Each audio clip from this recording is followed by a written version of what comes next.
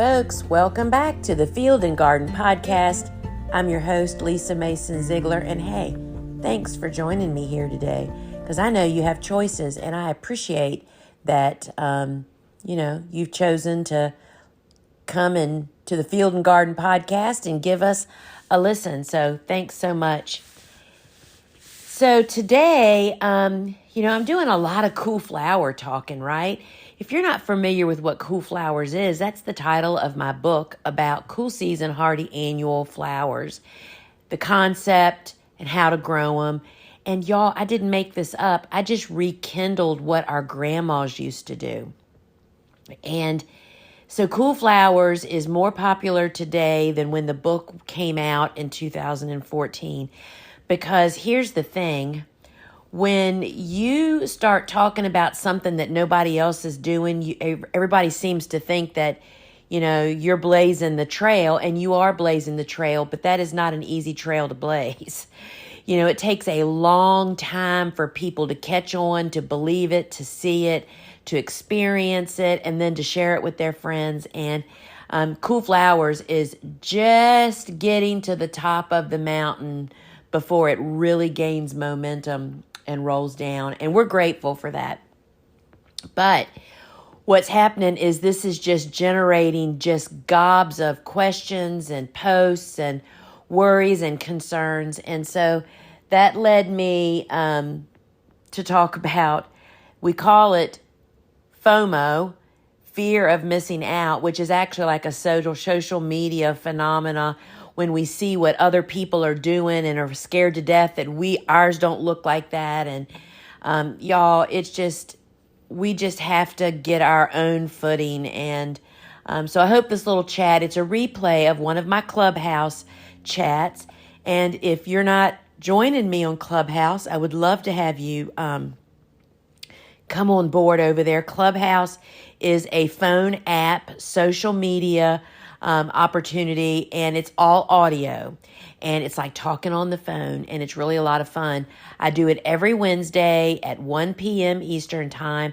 You just have to download the phone app, join Clubhouse, then look for my club, Flower Farming, and join it, and that way you'll get notified whenever I go live. But you can count on me being there every Wednesday at 1. And I talk for about 15 or 20 minutes, and then we have a time of Q&A. And so let's take a listen to this cool flower FOMO, how to cope. As you might imagine, I get a lot of messages and emails from folks that just are worried that they've missed their opportunity, or they are sure that they're too late, that they missed out on fall planting. And I want to just start off by first saying that there are always options. No matter what we talk about in business or in flower farming or growing or gardening, there are always options. Sometimes it just really depends on how much heroics are you just willing to do, how much, extra work, extra chores, have stuff, supplies to be able to do something that normally you wouldn't need to have done. And so when I texted to Jessie, she asked me, what did I want to talk about today? And I said, well, let's talk about the remorse that people are starting to feel because they perhaps didn't start on time, and they may have missed their window of opportunity, because we of course do have some folks that are our followers that already have snow on the ground.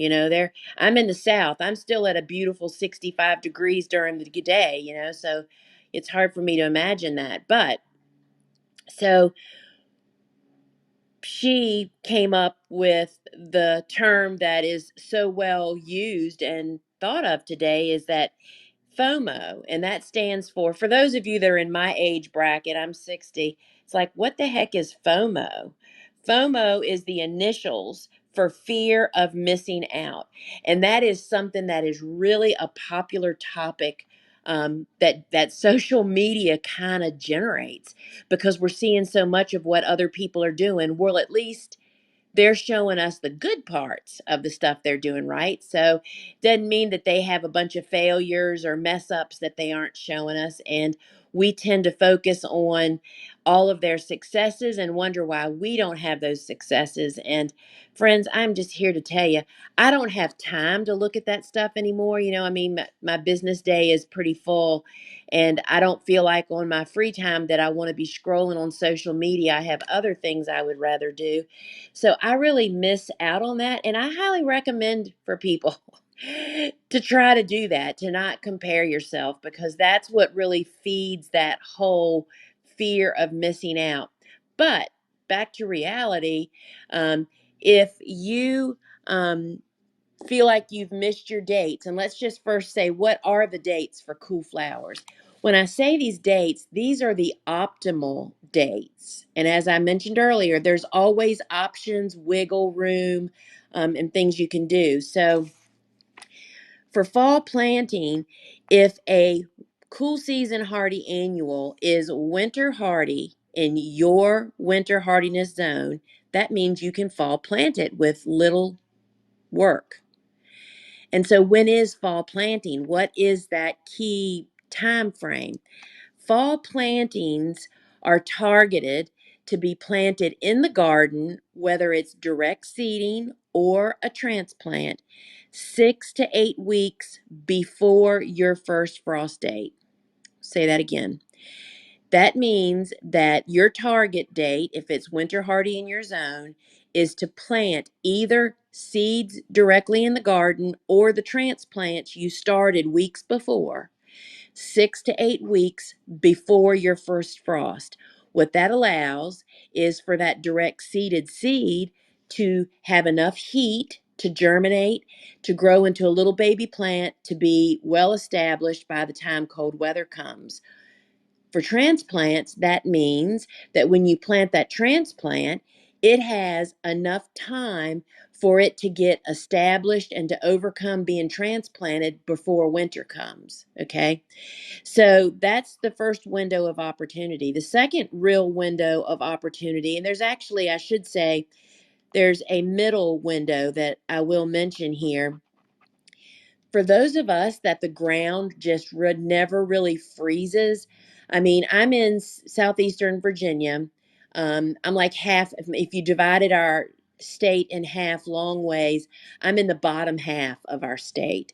And I'd be willing to say that unless you're up in the mountainous areas, our ground just really never freezes. And what that means is that you could, with some heroic steps, we could actually plant all through the winter.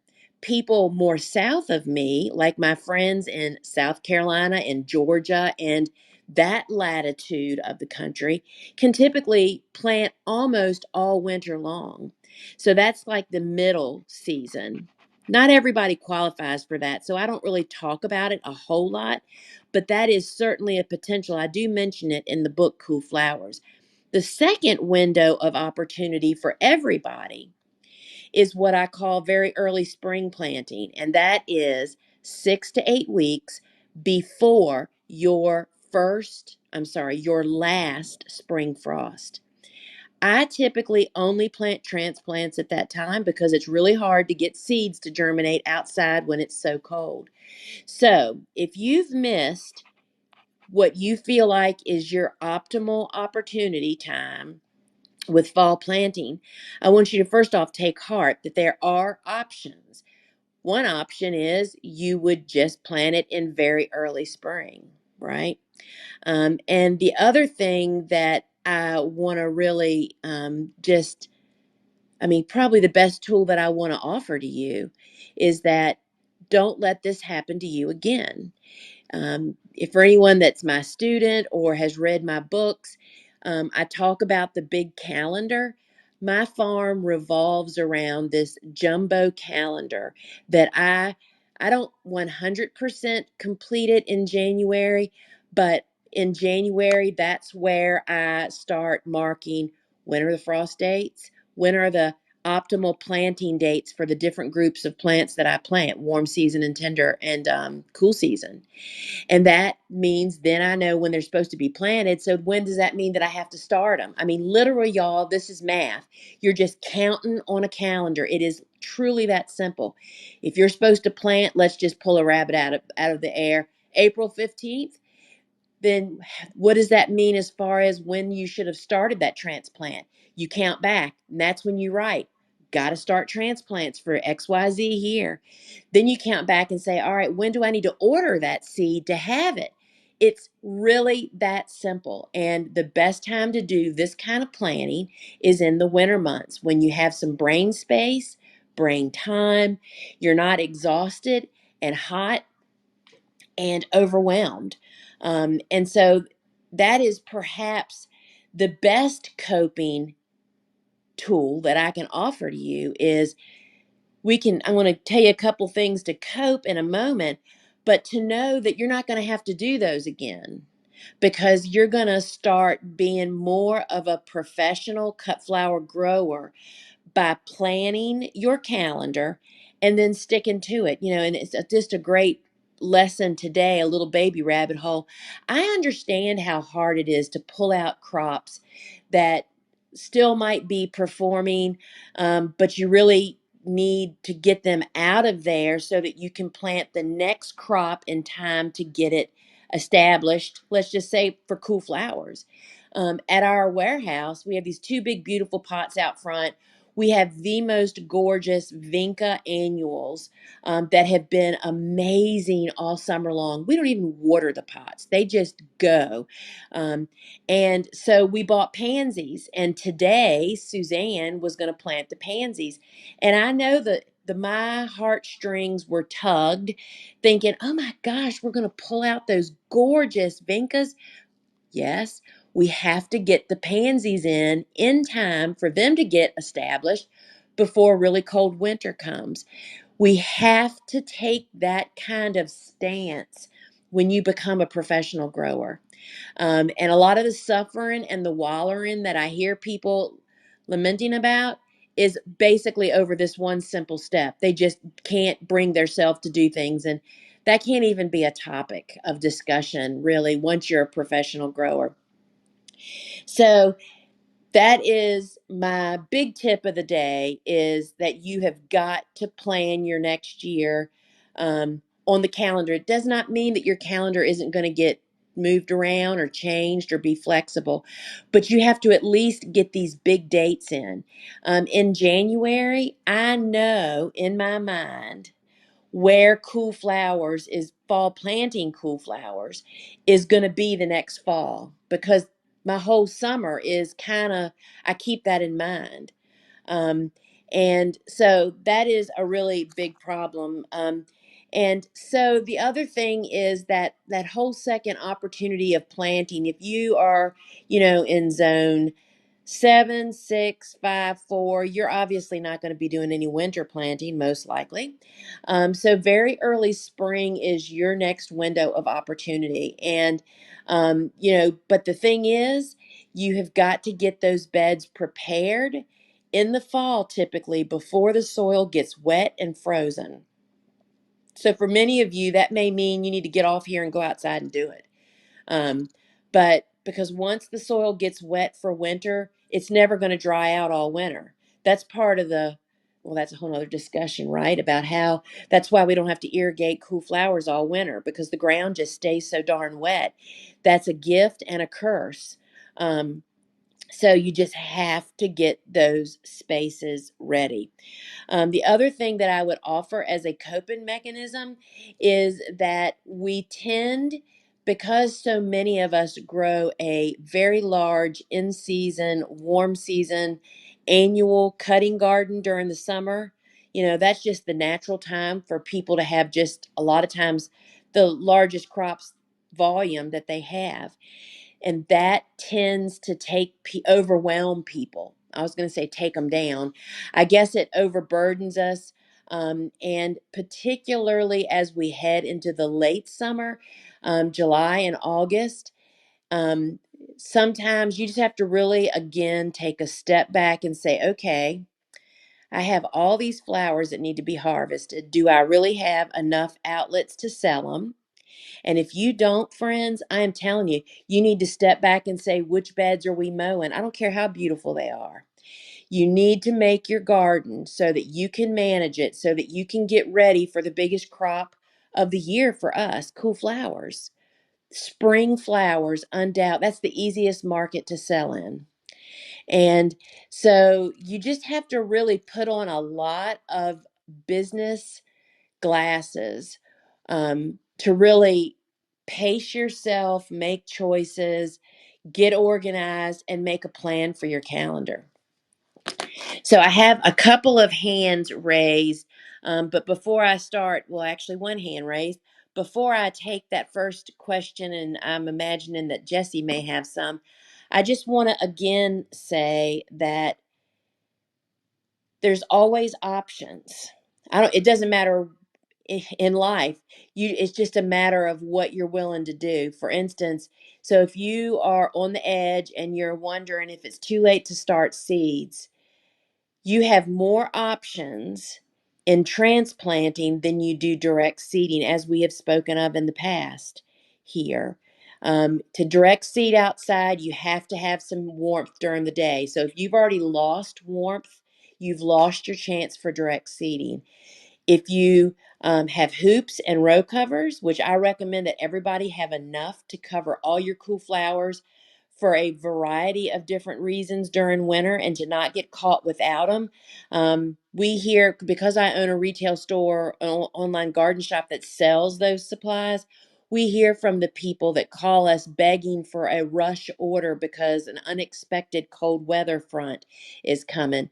My recommendation and what I practice is I have enough row cover, hoops, and weight bags to cover my entire garden. And that means for cool flowers, which isn't my entire garden, I have enough row covers that I could actually double cover in the event that I needed to. Um, so there is always options. So let's hear, I'm going to ask up. I have Baby Boomer and Ann's Flowers, and I'm going to ask both of y'all up. And if you'll mute yourself when you come up, and then we'll get one person to go first. And Jesse, do you also have questions? I do. I have several. So why don't you go ahead and start while we're waiting for them to either accept or figure out how to get up here. I know it's not everybody's experienced here on Clubhouse, and we understand that. Okay, so one from Kelly, and she says, not everyone teaches about cool flowers the way that you do. Often, everything says to plant 6 to 8 weeks before last frost. When I'm unsure of whether or not something can be winter planted, I usually check what zone it is hardy to, and then I go for it. But is that right? Is everything that is winter hardy going to take off in the spring, like your tried and true list in cool flowers? That is just such a great question. And it's, in fact, you're doing the correct thing. And, when I tried to pitch the book idea of Cool Flowers, I had a really hard time convincing a publisher that I really knew what I was talking about. I had been practicing it for so long. And if you go back to really old garden books, there is talk of cool season hardy annuals being fall planted. So that's exactly what I also do. If it's an unknown, then I try to seek out what winter hardiness zone it's known to be hardy to, and then go to work trying to figure out whether I fall plant it, if it's hardy for me, or in very early spring. So that's a great question. Okay, do you want me to pull another one? Yes, because it looks like that nobody has come up, so those may have been mishaps. So yes, go for it. Okay, sure. You were talking about a calendar earlier, and the one that you use is an extra large wall calendar. There was someone asking if you also use a desk calendar, and if so, do you know of one that you would recommend? So, and that's another really good question. And I don't usually give products plugs, but I will tell you the exact name of the calendar that I use because it is, in fact, very different than any other calendar. It is an At a Glance, which is a very popular brand of all types of calendars, but it is the jumbo wall calendar. And the reason we select a wall calendar and that particular one is on our farm, I want everybody to be able to see the schedule, not just me on my desk. And this particular calendar, which mine just came 2 days ago for 2022, each day's block is like 2 by 4 inches. So there is plenty of room to write all of your information. Block could also work that same way if you're a solo worker, and just a regular desk calendar. The type they call it, I don't know if they call it a desk calendar or a desk blotter. I mean, I do that for my business for important dates. So that would also work. Okay, let me see what I have next here. I've got Jared, and he said, I've had issues with rodents moving in under my row covers in winter months. Do you have any tips to mitigate that? Yeah. So I'm not sure if he's talking about voles or moles or rats or mice, but basically the same thing pretty much can be solved by the same solution. And for us, that was really restoring the natural order of our farm and encouraging predators. And who are predators of rodents? Raptors, which are owls, hawks, which a lot of people don't encourage them because they're afraid that they'll get their songbirds. But also the ones that we have particularly taken interest in and provided for and have almost 100% eliminated our rodent issue are snakes.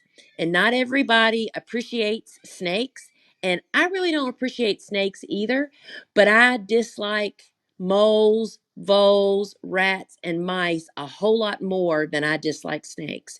And the way that we encourage them in my book, Vegetables Love Flowers, which is about a 3-season cutting garden, I talk about this. I talk about these natural ways that we have encouraged predators to help us on our farm. But the real way that I feel like we provided and when I'm talking about snakes, I'm talking about black snakes and rat snakes, and they're harmless to people, but they are totally ready and waiting to eat all of your rodents. We haven't had a rodent issue. Even here in our building, we used to have rodent issues, mice getting in and eating our sunflower seeds. Bobo and I exclaim about it frequently that for the last 3 or 4 years, we have had zero mice. And we know it's because there's a black snake that just kind of slithers in here from time to time, and he's eliminating all the mice outside around the building. So we have a rock pile in a permanent landscape area, and we just provide for them and just encourage them, and it's really paid off well for us. Okay. So my next question here from Robin says, any advice or resources to help on how to decide a planting arrangement? Um, what things might need to go together or not go together. Also rotating for seasonal succession purposes. Yes, so again, the book Vegetables Love Flowers, a big part of that 3-season cutting garden book is teaching about succession planting. It actually has diagrams in the back, um, to kind of demonstrate how that all works. And I will say, because we have no way on Clubhouse to announce this, but I was so honored to be a guest on Joe Gardner's podcast last week. And we talked a little bit about succession planning. And it was a great podcast. I would highly recommend that you check it out. There's actually a link to it on the homepage of our website, thegardenersworkshop.com. Um, and it's really hard, let's just say for cool flowers. People have often said, which ones are best grouped together. What I tend to focus on when I am figuring out what plants to plant in a bed together, a cutting garden bed, meaning, 10 feet of this type of plant and then 10 feet of this kind of plant, one after the other, is are they a one and done crop? That means are they typically just cut once and then they're done? They don't bloom over several weeks, or are they a come and cut again? And the problem with me recommending and telling you which I plant together is that it can totally vary from region to region which flowers fall into those categories because it's really all about your weather conditions. So I'm here on in the north end of the South, right? And a lot of these plants would, in fact, rebranch and give up more stems if I was more north, where their summers don't get hot and humid. Is totally different. So you really have to experiment. But the one thing I do stick with that I can share is I really try to pay attention to what the maturity height of plants are because I net everything to keep our stems upright and long and straight. And by really paying attention to put the shortest in the front and have a gradual incline or to put all the same height in a bed really helps to make a difference. That's a good tip. Okay. So then our next one here is Marion. She's got a couple of different questions. She was asking about, I guess she says she's in a similar zone to you. And she planted dill last year but lost it all. She says, do you direct sow dill and also straw flowers in very, very early spring? And I suppose she's asking that because she planted dill in the fall last year and lost it. Sure. Those are really great questions. We always direct sow dill, although I will say that you can start it indoors if you follow that little Ami Magus Daucus tip that I share from time to time. Ami Magus and Daucus are the Queen Anne lace lookalikes, right? And they really germinate best under cooler conditions. And what we found works the best is to sow them into a soil blocks and then put them onto a seedling heat mat for about 24 to 36 hours, then move them off the heat, even though they haven't begun to germinate, and just sit them in your growing area where it's kind of cool. And lo and behold, they will start popping in about 5 or 7 days. 5 to 7 days. Well, dill falls into that same category. But in general, I have really good luck direct sowing dill out in the garden.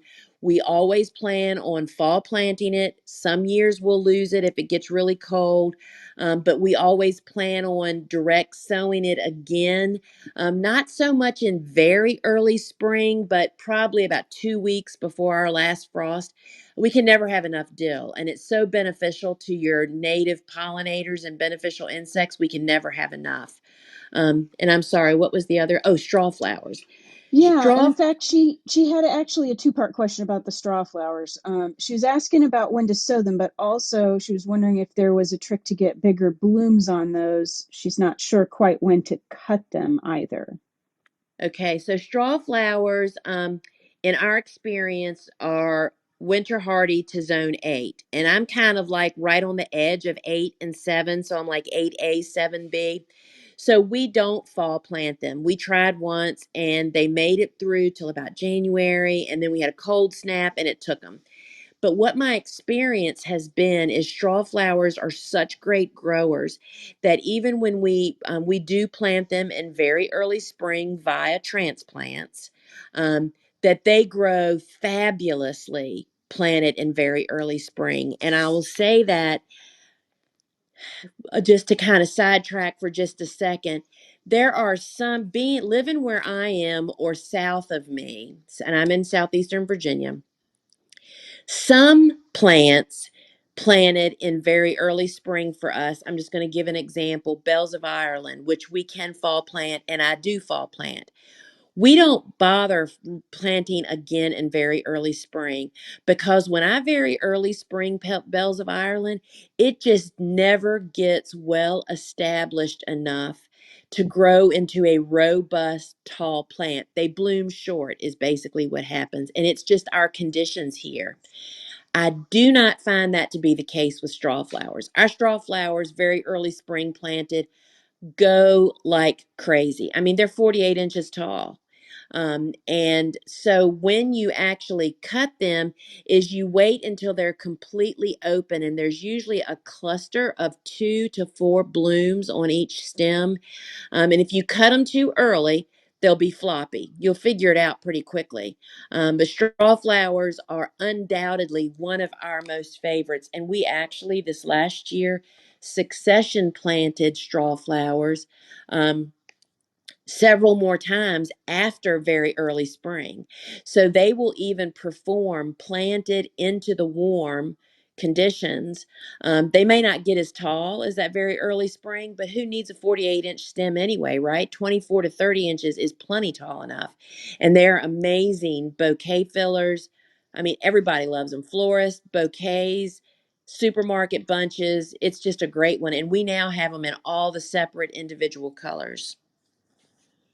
Excellent. Yes. So then, one more quick question from Marion. She's doing cover cropping, and she had a bed of zinnias that she whacked down, and she wanted to leave the plant material on there to decompose. But she's wondering, she wants to plant a winter rye crop, and she's wondering if she can just do it with the plant material freshly whacked, or if she has to wait for that to decompose before a cover crop would be successful in there.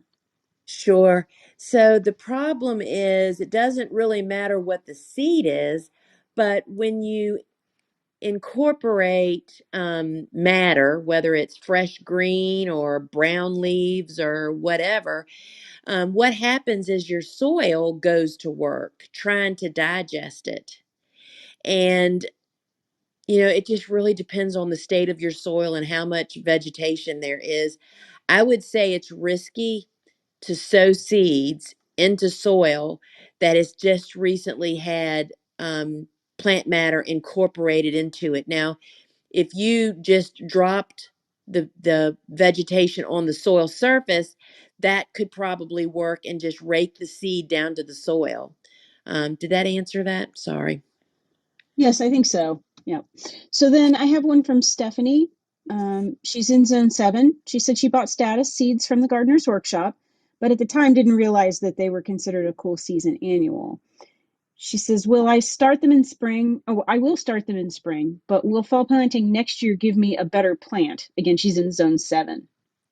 No, they aren't really winter hardy where you are, just like for me. And they do really well. So we plant them very early spring. That's the cool flower term for 6 to 8 weeks. Transplants 6 to 8 weeks before your last spring frost, which means you would start them indoors about 4 to 6 weeks before that date to have them ready to go, depending on what type of seed starting method you use. Okay. I have lots more questions. How long are you able to go So today? we'll take just a couple more and then we'll call it a day. So just pick maybe the most you pick two and ask. Okay. Generally, I try to go in the order that they were asked time-wise, but That's let's fine. see. Um, this is one from Cynthia. She says, I have snaps to plant out that are about 12 inches tall. It's been too wet to work the ground lately. I finally got the bed ready. Do I need to pinch these 12-inch snaps before planting them? Oh, that's a really good question. So if you're going to pinch them, 12 inches is tall. The vulnerability of that is that they're more vulnerable to wind whipping. But if you're already cool to cold where you are and you're going to hoop and row cover them, then you could leave them. The other alternative is to pinch them.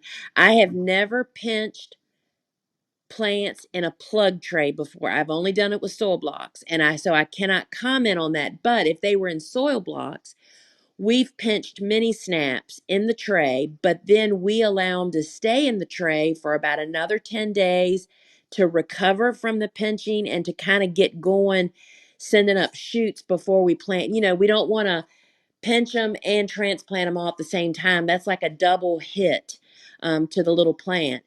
So you'll have to use your judgment on that. So if you're able to hoop and cover, I would just plant them as is and then pinch them at a later time after they're established. Or if you can't cover, then I would pinch them immediately doing that, not knowing if they're in plug trays, but I think they'd probably do okay, and give them some recovery time about 7 days before I planted them out. Great. Okay, cool. I wanted to just let everybody know I'm going to pull one more question here, but if you didn't get your question answered today, I encourage you to go over to our Facebook group, The Flower Farmer Show, and continue the conversation over there. We try to, that's a pretty active group, and so, we're in and out of that pretty regularly. So I have Autumn has one last question here, and Autumn says, "How far ahead do most seeds need to be started indoors prior to the 6 week mark, meaning the 6 to 8 weeks before frost, I guess? So is there an average number of weeks that most seeds need to be started indoors prior to planting out?" Not really an average, and there's a couple of different variables. One is the method of seed starting that you use. Soil blocking, which is what we do primarily. We do some plug trays, but mostly soil blocks, cuts a third of the growing time off. The plants just grow so much quicker. So that's one variable. The other variable is some plants just grow faster than others. For instance, rudbeckias are typically slow growers. So sometimes we'll start them 8 weeks before it's time. We know that we have a lot of time before they have to be put in the ground. Versus others are pretty quick, like status. We just planted some status that was literally only 2.5 to 3 weeks old, that was planted yesterday.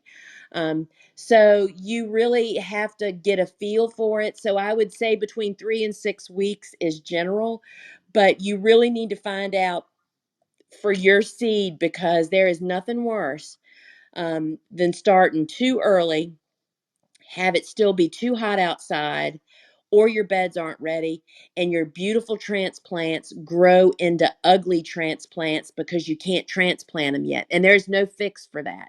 You just have to suffer through it. And I tell people, if that's happening, and your beds aren't ready and the ground is wet because you've waited too late, you've missed your window, you're almost better just to start over again. Compost those transplants, because they will definitely be not the healthiest, best quality, and best performers.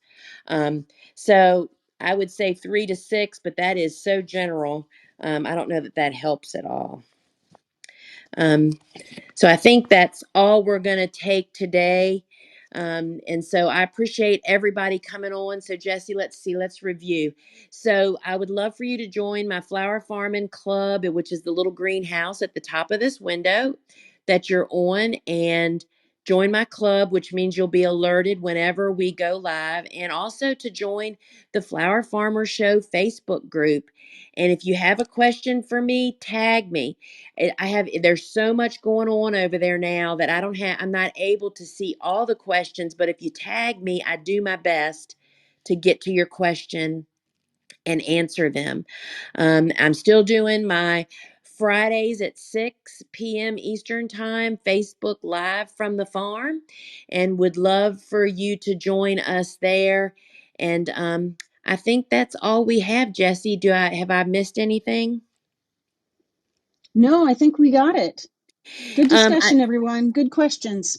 Yeah, they were really great, and we appreciate people bringing questions. And I also recommend, if you're a flower farmer or a designer or a farmer florist, that there's a florist buying local chat on Tuesday mornings at 8 a.m. normally. However, this week, because Clubhouse was actually down on Tuesday, they're doing it Friday morning at 8 a.m. And that is a great look into what florists need, want, their problems, their challenges, and just another great way for you to learn some. All right, friends, until we meet again, ciao. So, are you suffering from FOMO? I mean, this is not something you ever cure, people. I still suffer from it. We all see things that we're fearful that we missed out, or we're not doing it that way. So I hope that you gained a little bit of understanding and maybe a tip or two that'll help you out. And I'll post below the show, this podcast, in the show notes, a link to connecting with me on thegardenersworkshop.com, where our learning center is just packed with great resources, both free and paid. Our online courses are over there, my podcasts, my blogs, lots of videos. And of course, it hosts also my online garden shop, where we only sell those tools, seeds, and supplies, the same that I use on my farm, as well as I would love to autograph a book for you. And our online courses are over there, both for gardeners and if you are embarking or already in a flower-based business, we have a course that can help you on your pathway and help you to scale your business, get it back in order, or to even restart it. So, all right, friends, hope this is helping. And until we meet again, friends, ciao.